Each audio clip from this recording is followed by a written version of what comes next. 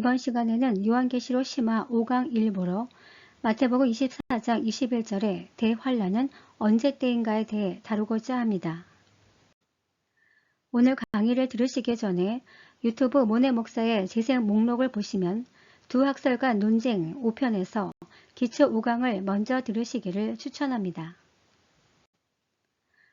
우리는 앞서 기초 5강 7년 대환란은 실제인가에서 세 가지 논쟁이 있다고 이미 밝힌 바 있습니다.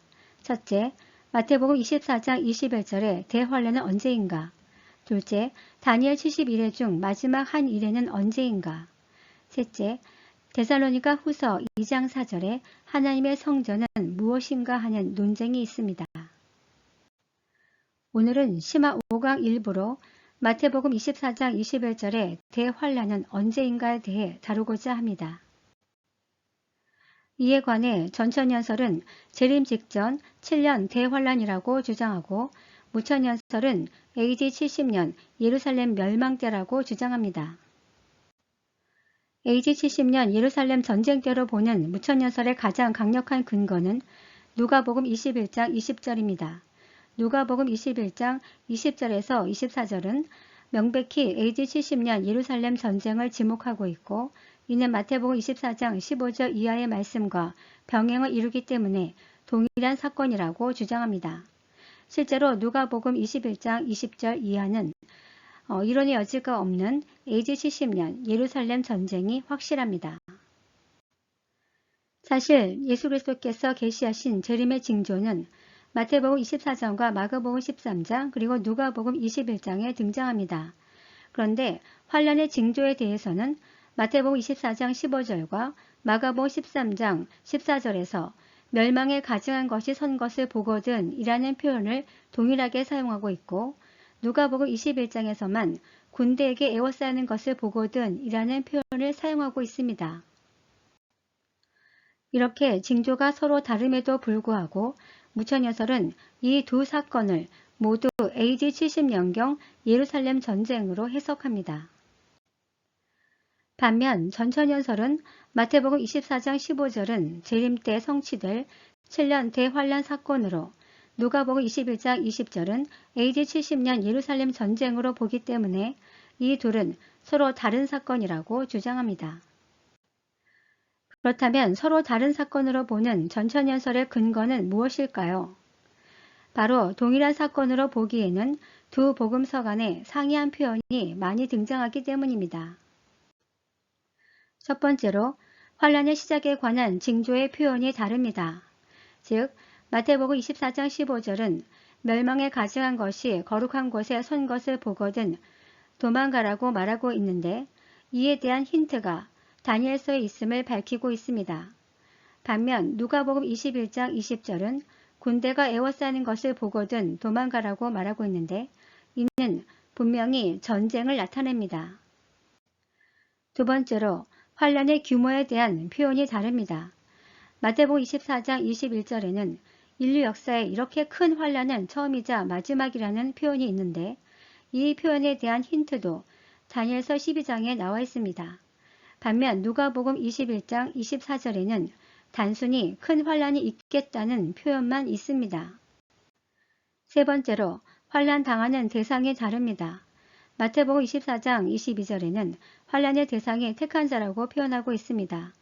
여기서 택한 자는 에클레크토스로 쓰여 에클레시아로 쓰는 교회임을 알 수 있습니다. 그리고 힌트로 주어진 다니엘 12장에도 보면 그때의 내 백성 중 책에 기록된 모든 자가 구원을 받을 것을 계시하고 있는데 여기서 내 백성은 이스라엘입니다.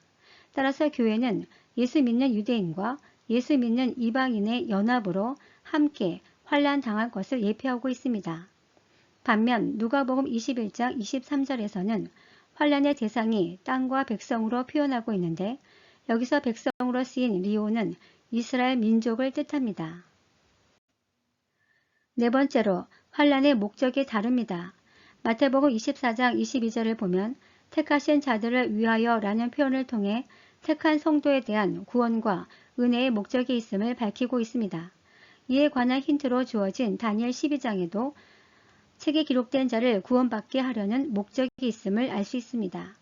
반면 누가복음 21장 24절에는 이스라엘 민족에게 심판을 내리려는 목적이 있음을 밝히고 있습니다.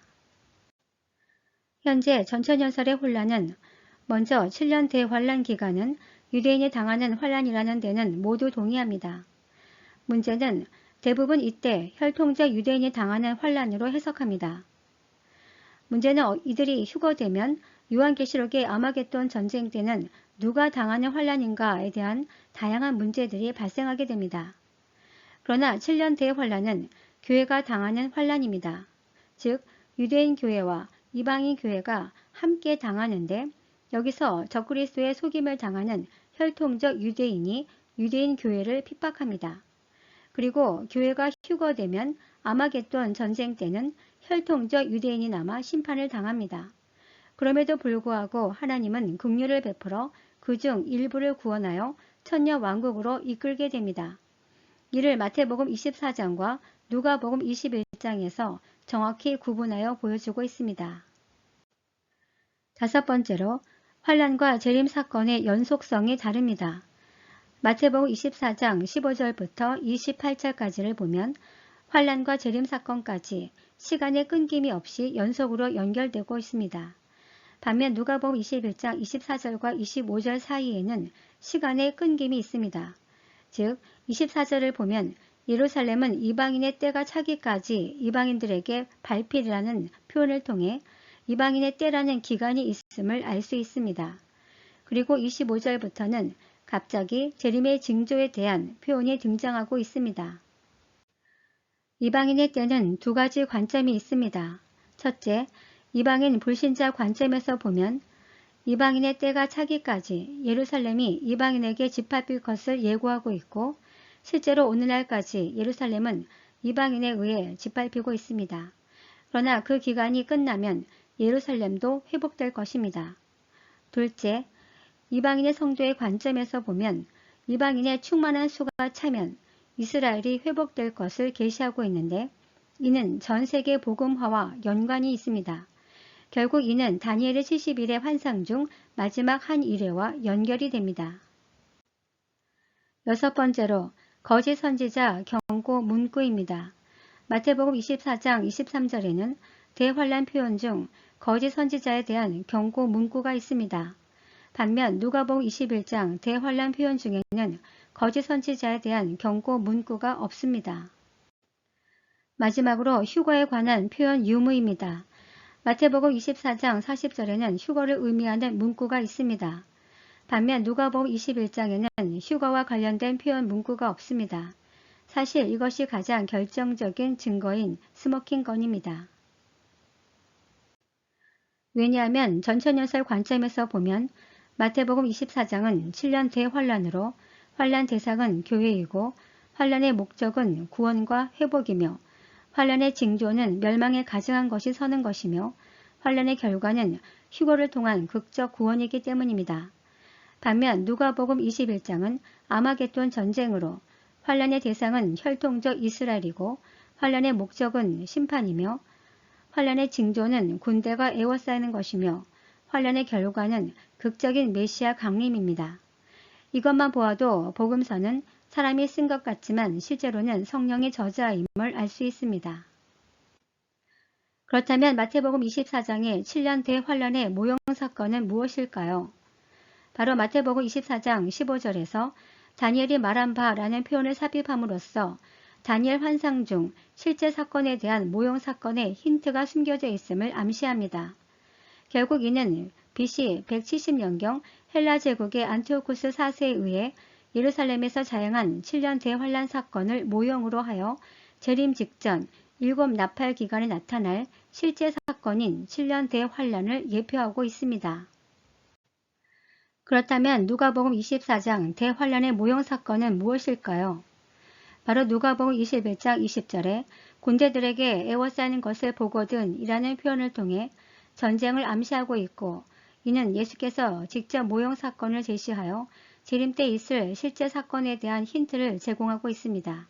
즉 AD 70년에 발생할 예루살렘 전쟁을 모형 사건으로 하여 이와 같은 전쟁이 다시 한번 발생할 것인데 이 전쟁이 바로 요한계시록 16장에 나오는 아마겟돈 전쟁입니다.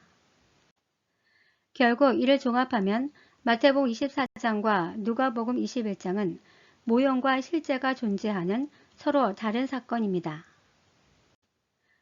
반면 무천연설은 재림의 징조에 관한 마태복음 24장과 누가복음 21장을 모두 AD 70년 예루살렘 전쟁으로 지목하였고 더군다나 다니엘 70일의 종료 시점도 예루살렘 전쟁으로 해석함으로써 재림 때 나타날 주요 사건과 징조들을 모두 블랙아웃 시켰습니다.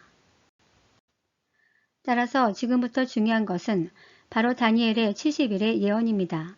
왜냐하면 이는 재림 때 있을 7년 대환란임과 동시에 신약교회가 당할 환란이고 무엇보다 이에 관한 힌트가 다니엘 환상 중에 있음을 밝혔기 때문입니다. 이것이 곧 요한계시록 4장부터 전개되는 본문 내용의 핵심입니다. 그중 마지막 한 일회가 언제인가가 매우 중요해집니다. 다음 시간에는 다니엘 70일회 중 마지막 한 일회는 언제인가에 대해 다루도록 하겠습니다. 감사합니다.